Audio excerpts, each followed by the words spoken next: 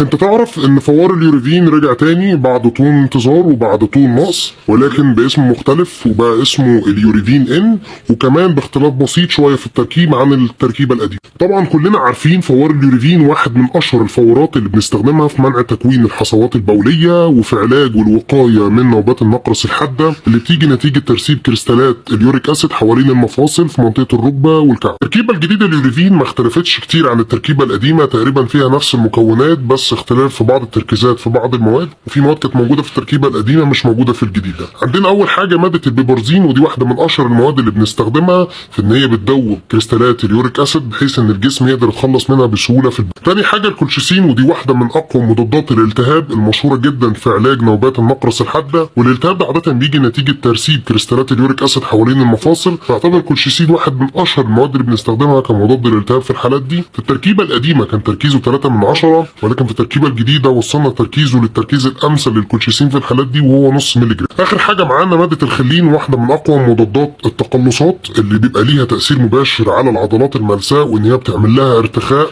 وبالتالي عندنا بتقلل الالم اللي بيبقى عاده مصاحب لالتهاب المسالك البوليه. الجرعه المعتاده بتاعته في حالات الوقايه من نوبات النقرس بيتاخد من كيسين ل3 اكياس في اليوم قبل الاكل، اما في حالات نوبات النقرس الحاده بيتاخدوا كيسين مع بعض مره واحده، وبعد كده بيتاخد كيس كل 4 ساعات. بس خلينا متفقين ان استخدام حاجه زي اليوريفين لازم يكون تحت اشراف طبي.